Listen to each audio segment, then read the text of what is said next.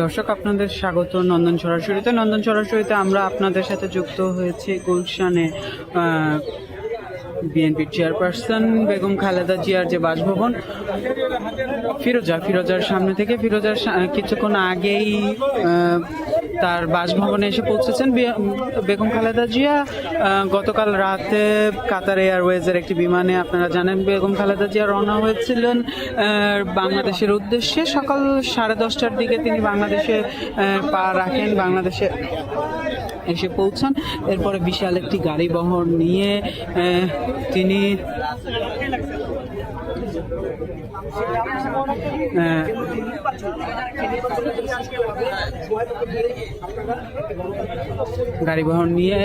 বিমানবন্দর থেকে তার বাসভবন ফিরোজায় উদ্দেশ্যে রওনা হন এবং সেই ফিরোজায় এসে তিনি পৌঁছেছেন কিছুক্ষণ আগে। এখানে নেতাকর্মীদের সকাল থেকে আমরা দেখেছি ফিরোজার সামনে নেতাকর্মীদের যে উপচে পড়া ভিড় সেটি কিন্তু ছিল। এখন পর্যন্ত নেতাকর্মীরা এখানেই অবস্থান করছেন। কেউ চলে গেলেও কিন্তু অধিকাংশ নেতাকর্মী এখানে উপস্থিত রয়েছেন। আমরা দেখেছি যে তার যে গাড়িবহর, সেই গাড়িবহর যেন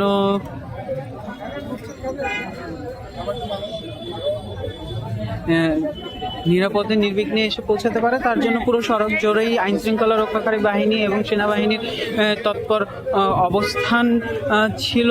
তারা এবং সেই গাড়িবহর যেন নির্বিঘ্নে এসে পৌঁছাতে পারে তার জন্য তারা চেষ্টা করছিলেন। যদিও তাদের সেই কাজে বেশ বেগ পোহাতে হয়েছে নেতাকর্মীদের প্রতি বিএনপির পক্ষ থেকে এবং আইন শৃঙ্খলা রক্ষাকারী বাহিনীর পক্ষ থেকে অনুরোধ করা হয়েছিল তারা যেন যান চলাচল বন্ধ না করেন, রাস্তায় অবস্থান না করেন। সেই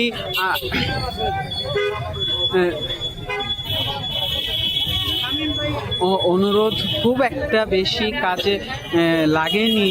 আমরা দেখেছি পুরো রাস্তা জুড়েই বেগম জিয়ার গাড়িকে কেন্দ্র করে নেতা কর্মীদের যে উৎসাহ উদ্দীপনা সেটি কিন্তু চোখে পড়ার মতো ছিল। বেগম জিয়ার সাথে আরও এসেছেন 17 বছর পরে বেগম জিয়ার পুত্রবধূ তারেক রহমানের স্ত্রী ডক্টর জোবাইদা রহমান। সেই গাড়িবহরে কিন্তু মির্জা ফখরুল ইসলাম আলমগীরের উপস্থিতিও ছিল, তিনিও সেই গাড়িবহরে ছিলেন। সকালবেলা মির্জা ফখরুল ইসলাম আলমগীর এয়ারপোর্টে যান বেগম জিয়াকে রিসিভ করতে। তার সাথে কেন্দ্রীয় নেতাকর্মীরা উপস্থিত ছিলেন। তারা সেখানে বেগম জিয়াকে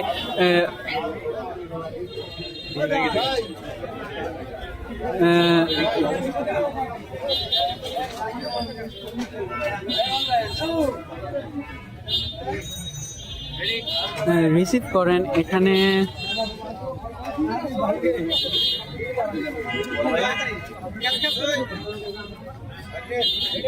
উল্লেখ্য যে প্রায় 17 বছর পরে বেগম জিয়ার এটি কোনো বিদেশ সফর ছিল। আগে আওয়ামী লীগ সরকারের সময়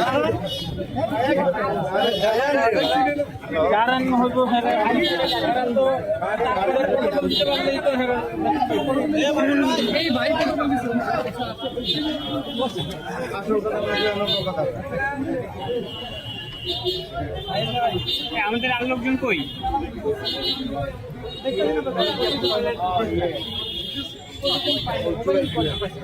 কি শেষ?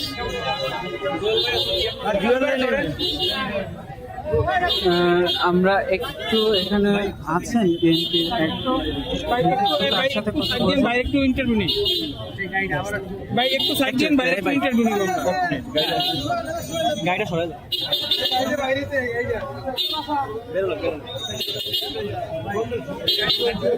গাড়িটা সাইড দাও।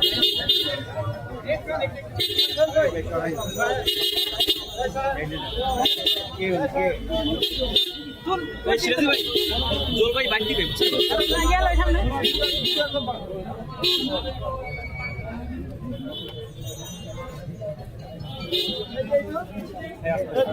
আস্তে আস্তে আস্তে ভাই আস্তে একটু সাইড দিন ভাই, আপনারা সাইড না দিলে তো বক্তব্য নিতে পারবো না। ওকে ভালো ঠিক আছে ভাই কেমন লাগছে প্রিয় নেত্রী এসেছে নিশ্চয়ই আজকের বিশ্ব মিডিয়া সাক্ষ্য, বাংলাদেশের মিডিয়া সাক্ষ্য, সারা বাংলাদেশ আজকে আসে। কারণ যখন দেশটাতে বেগম খালেদা জিয়া দেশের গণতন্ত্রের আপসীন নেত্রী, বাংলাদেশের একটি সম্পূর্ণ নাম হয়ে দাঁড়িয়েছে, উনি যখন হাসে বাংলাদেশ আসে।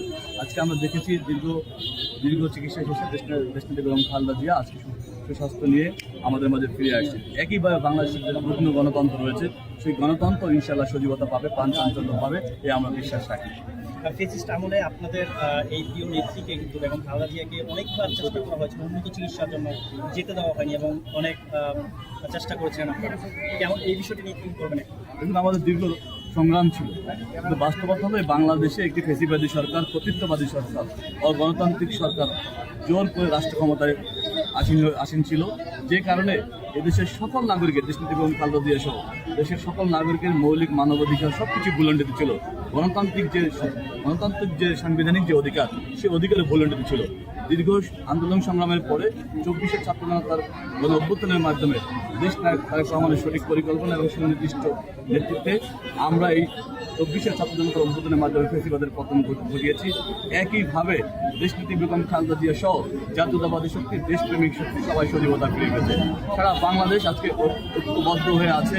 একটি নির্দলীয় নিরপেক্ষ সরকারের অধীনে যে দীর্ঘ সময় ধরে যে চাহিদা ছিল, যে নির্বাচন, সেই একটি গণতান্ত্রিক বাংলাদেশের যে চাহিদা, সেই চাহিদা আমরা বিশ্বাস করি দেশনীতি বেগম খালেদা জিয়ার প্রত্যাবর্তনের মাধ্যমে এবং আগামী রাষ্ট্রনায়ক দেশনায়ক তারেক রহমান ইনশাআল্লাহ সদস্য প্রত্যাবর্তন করে গণমানুষের যে আকাঙ্ক্ষা, একটি নিরপেক্ষ নির্বাচনের মাধ্যমে মানুষের ম্যান্ডেট নিয়ে গণমানুষের যে সরকার, সেই সরকার ইনশাআল্লাহ গঠন করবে এবং বাংলাদেশ আধুনিক বাংলাদেশে পরিণত হবে ইনশাআল্লাহ। আচ্ছা, আজকে তো আমরা দেখেছি যে বিমানবন্দর থেকে গুলশান প্রতিটি রাস্তায় হাজার হাজার নেতাকর্মী ছিল এবং প্রিয় নেত্রীর আগমনকে ঘিরে তো নির্বাচনী আমেজ আর সবকিছু মিলে আসলে রাজনৈতিক চাঙ্গা ভাব অনুভব করছেন কিনা?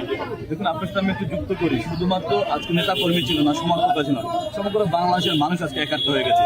আমি দৃঢ়ভাবে বিশ্বাস করি বাংলাদেশ জাতীয়তাবাদী দল বিএনপি আজকে কিন্তু নেতাকর্মী সংগঠিত করতে হয় নাই, কারণ দেশনীতি বেগম খালেদা জিয়ার সম্পূরক নাম হয়ে দাঁড়িয়েছে বাংলাদেশের সম্পূরক নাম হয়ে দাঁড়িয়েছে দেশনীতি বেগম খালেদা জিয়া।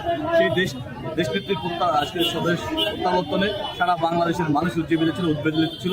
এই উদ্বেলিত হওয়ার কারণেই আমরা দৃঢ়ভাবে বিশ্বাস করি গণতান্ত্রিক বাংলাদেশ বিনির্মাণের দিকে বাংলাদেশে এগিয়ে যাচ্ছে ইনশাআল্লাহ। জল ভাই, এর আগে কিন্তু ব্রিটিশ সরকারের আমলে আপনাদের বিরুদ্ধে যারা প্রত্যন্ত অঞ্চলের নেতাকর্মী, তাদের বিরুদ্ধে অনেক মামলা দেওয়া হয়েছে। সেই হিসেবে মামলাগুলো তাদের প্রত্যাহার করবেন কিনা, এখন আসলে কি মনে হচ্ছে? দেখুন, আমাদের প্রিয় নেতা দেশনায়ক তারেক রহমানের সকল মামলায় কিন্তু আইনি প্রক্রিয়ায় নিষ্পত্তি হয়েছে। আমরা যেহেতু আমাদের নেতা আইনি প্রক্রিয়ায় নিষ্পত্তি হয়েছে, রাষ্ট্রের কাছে, রাষ্ট্রীয় যে শাসন পরিচালনা যারা করছে তাদের কাছে আমাদের ইতিমধ্যে তালিকা দেওয়া হয়েছে, যাতে করে এই যত অগণতান্ত্রিকভাবে যে মামলাগুলো অবৈধভাবে দেওয়া হয়েছে, অন্যায়ভাবে দেওয়া হয়েছে, সেই মামলাগুলো প্রত্যাহার করে নেওয়ার জন্য। কিন্তু আমরা দৃঢ়ভাবে বিশ্বাস করি আমাদের অনুপ্রেরণার উৎসস্থল হলো দেশনীতি বেগম খালেদা জিয়া, আমাদের আস্থার জায়গা হলো দেশনায়ক তারেক রহমান।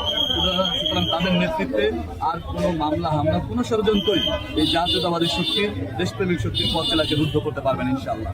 জল ভাই, আপনি ছাত্র দলের সাধারণ সম্পাদক ছিলেন, সেই হিসেবে আসলে ছাত্রদল এখন কতটা আসলে প্রস্তুত এই যে বিভিন্ন যে ষড়যন্ত্র হচ্ছে ছাত্রদল নিয়ে, এই ষড়যন্ত্র আসলে কতটা প্রস্তুত এখন ছাত্রদল?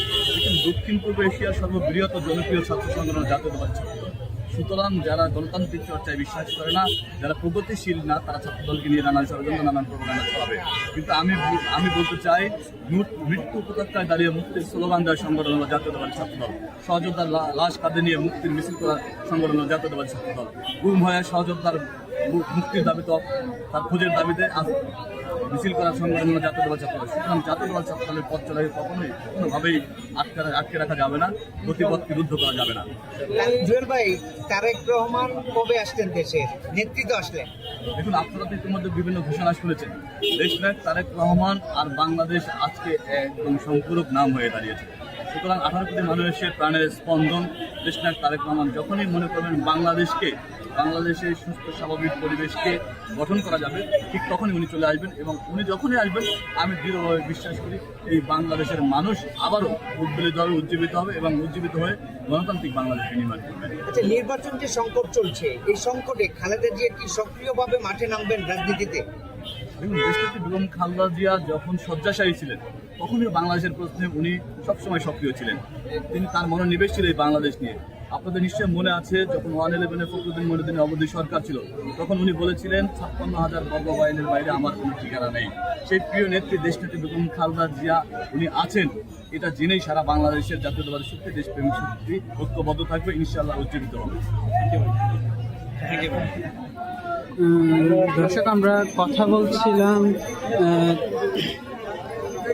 বাংলাদেশ জাতীয়তাবাদী ছাত্র দলের অন্যতম সাবেক সভাপতি মাহমুদ জুয়েলের সাথে। তিনি জানাচ্ছিলেন শেখ হাসিনার এই যে দেশে, দুঃখিত প্রিয় দর্শক, খালেদা জিয়ার এই যে দেশে ফেরা, সেই দেশে ফেরা কিভাবে তাদের দলকে উজ্জীবিত করবে, কিভাবে তাদের দলকে পুনরায় সংগঠিত করবে। এখানে আমরা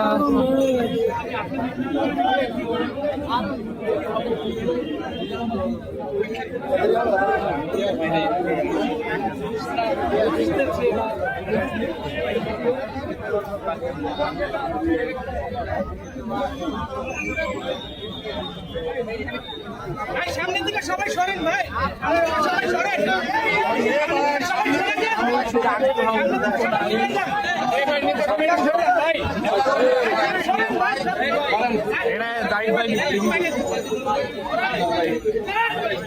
নেতা কর্মী সরকার ভাই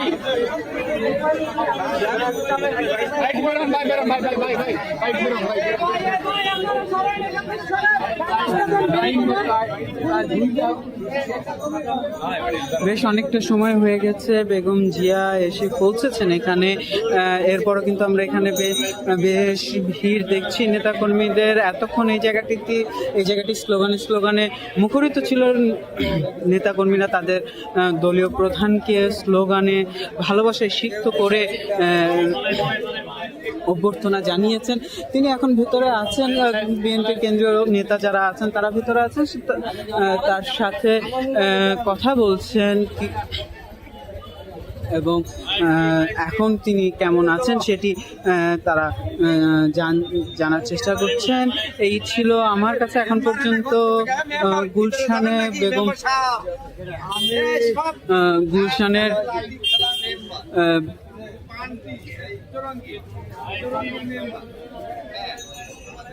ফিরোজার সামনে থেকে সর্বশেষ। এতক্ষণ আমাদের সাথে থাকার জন্য ধন্যবাদ।